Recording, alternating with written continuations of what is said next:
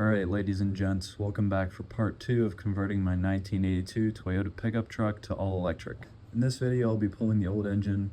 Enjoy the B-roll of me cleaning the inside of this farm truck, while I have a few things to say about selecting a chassis, or a donor car if you will.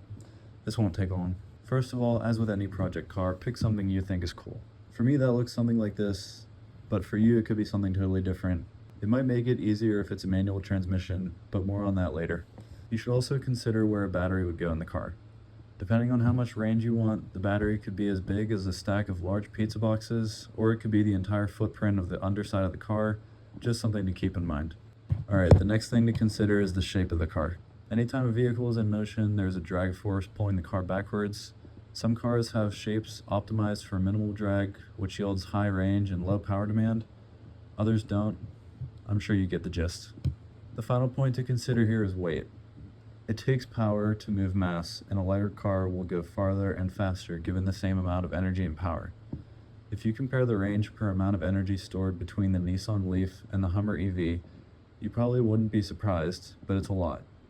That thing is 9,000 pounds. A good rule of thumb is that if a car was efficient as a gas car, it's likely that it will make a pretty efficient electric car. I'd summarize the points on the screen right now, but you can read and I just finished them 5 seconds ago. So I'll now give it to Jake from 5 months ago for some live action footage. I'm back for part 2 or 3 of this video series. Haven't quite decided yet. Today is going to be about taking the existing combustion engine out of the truck and all of the relevant things that go along with the engine that aren't needed with an electric setup.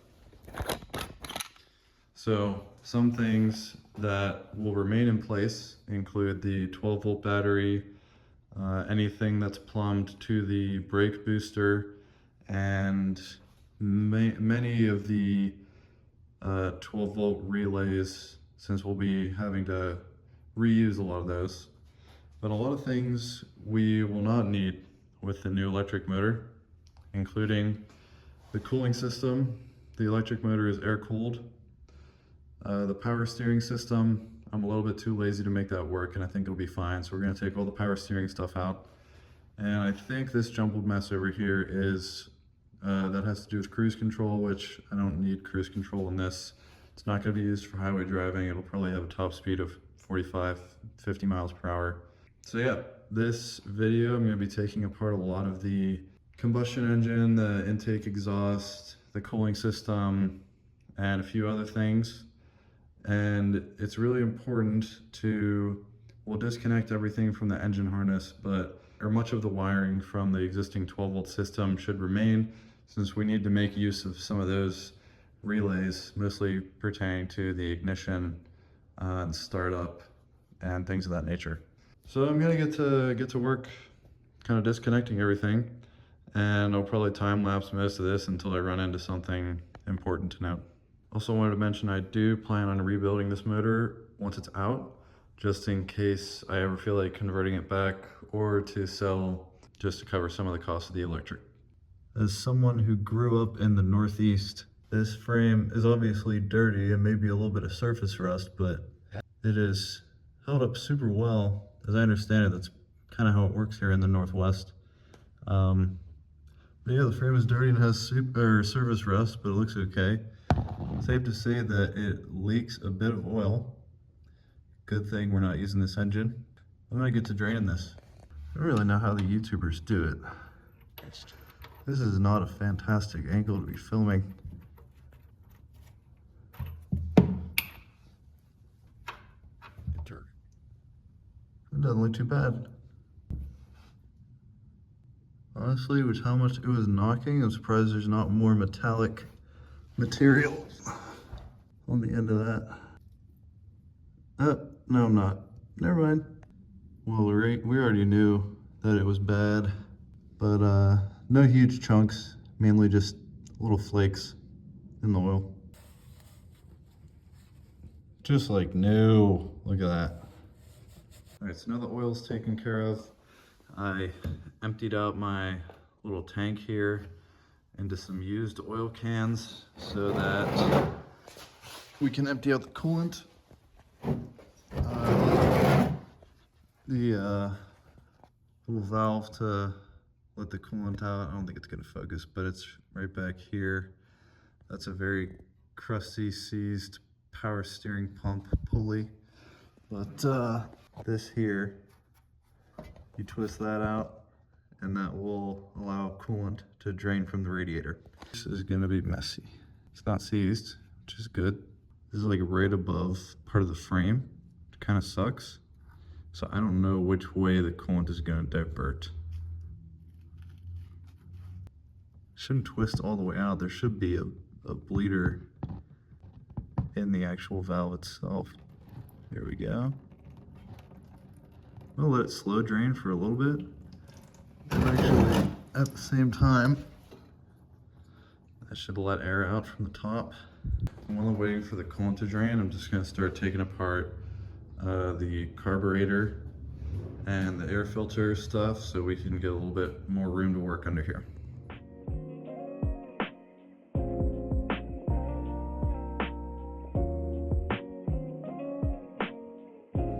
Alright, so I figured I might as well just take the hood off now, since I will have to eventually. I don't know, I've only ever worked on fuel injected engines. I don't know if having mice in a carburetor is common, but it seems like a prime location for squirrels, rodents. Cast your votes now. Are there mice in here? How do I even get this up? It's squeaky clean. What do you know? Cool. My plan is to continue kind of disassembling the intake, and then once I have this out of the way, maybe, I don't know if this looks like a distributor, but I know it might not be. Once the wiring for that and the intake are out of the way, then I'll probably try to tackle the exhaust manifold. Hopefully those bolts aren't seized on there too bad.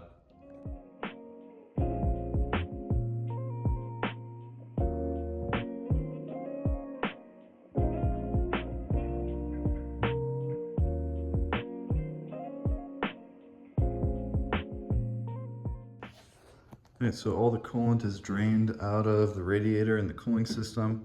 I disconnected the lower radiator hose here. You can see this is a heater core line, it looks like, that goes back there. So I'm gonna disconnect that one, and then it looks like we should be good to pull the radiator and the fan, or not the fan shroud. The fan is connected to the motor, it looks like, so that's gonna stay for now.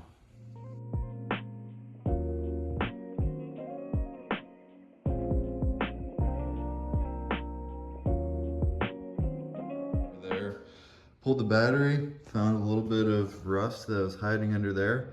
Honestly, it's kind of weird because this other side is like perfectly fine. I don't particularly care about this. I'll probably just weld in some light gauge sheet metal here. It looks bad, but I'm not too concerned about it structurally. So today, I guess I'm just gonna continue with getting things removed. I'm gonna check and see what is left down there hooked up, because I'm gonna try to kind of pull this all at the same time. Got to get the exhaust manifold disconnected, and just double check any vacuum lines or lines, or I guess fuel lines, and got to figure out where we want to disconnect the throttle cable here, because we need to essentially keep this throttle cable mounted so that we can use it for our potentiometer.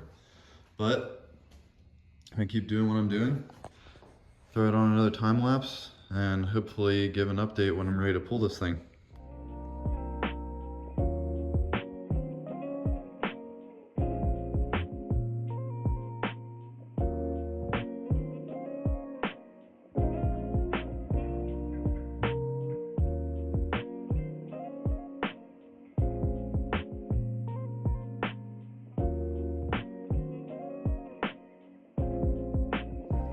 Alright, I like to share helpful tips when I can. Pretty sure this is a power steering pump, I think. Not entirely sure. Either way, there's a hose on it that has probably been on here for 42 years, because this is a 1982 truck. And I can't get the hose off. Sometimes they'll seize on there. So what I like to do is ideally you'd have channel locks. This is all I have for right now. And you can wrap around there and twist, until the hose itself will twist like it is now. So now that that hose is twisting, it should be unseized, and it is coming off. It's coming off very slowly, as you know. I do stellar camera work. Come on. Oh, beautiful. All right, that's one less line that I have to cut. All right, so we are at a point where everything up top is disconnected. And now obviously I'm under the truck trying to figure out where all the bolts that bolt the bell housing to the actual engine are. I think this one's just for an exhaust mount, but I see one, two, I don't know if you guys can really see that. Yeah, essentially 1, 2, 3. There's another one over there that I'm not gonna be able to show you. A couple back here, so those through holes are both bolting them together, and then we have a few at the top. So I'm gonna put a jack under the transmission here and see if I can get to unbolting the bell housing.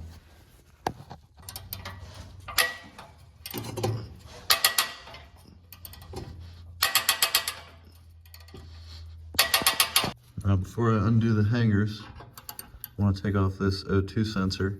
It should be a little bit easier than the mounts, and that is much better. So after I get this out, I'm just going to pull it off the rubber hangers, and then we'll pull the exhaust out. So I have everything disconnected up top, and it's about time I start undoing these bolts to the bell housing one by one. And before I do that, it looks like this cross member here acts as a transmission mount at the back of the transmission, but towards the front, it looks like the main support is actually the engine. So after I take these two bottom ones off, I'm going to use this pallet and some wood blocking and some more 2x4s to support the bottom of the transmission, so I don't put any undue stress on this mount. So basically, now I'm just going to start undoing the bell housing bolts one by one. Which way am I turning? Yeah, I'm right. There we go. Easy peasy.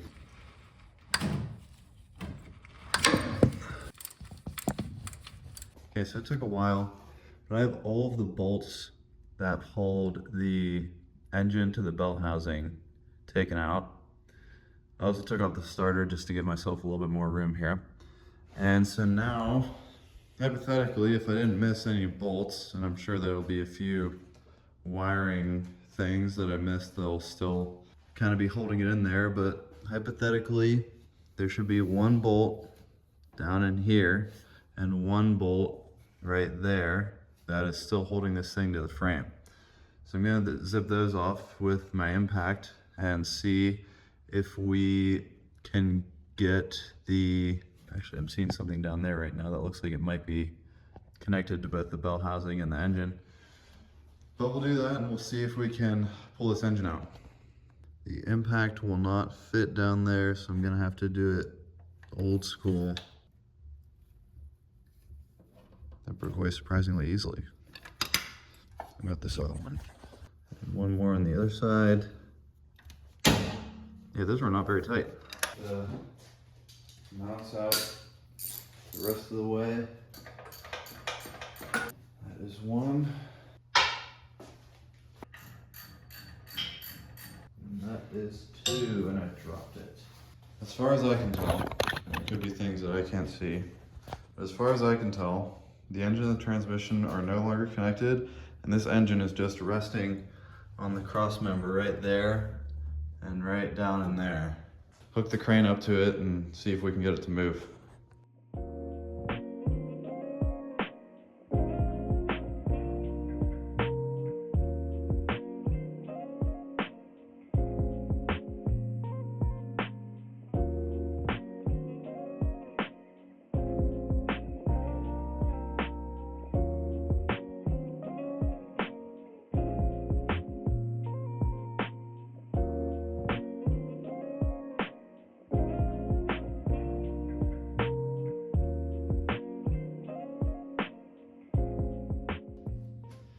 Okay, That was an adventure.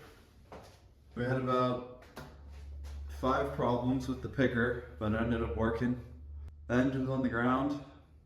I'm tired, so I think I'm gonna call it for today. I think I'll come back tomorrow, and maybe I'll get started on clean out this engine bay quite a bit. Make sure that that input shaft for the transmission matches that output shaft for the motor. I'm almost positive it won't. But what's nice is it looks like we'll be able to make a nice carriage here and there. I'll pull that other bracket off of the motor and we can make a decent motor mount. It looks like it might actually fall, the front of the motor might actually fall right about here, which would be perfect. So, engine's out. It's a big milestone. Catch you guys on the next one.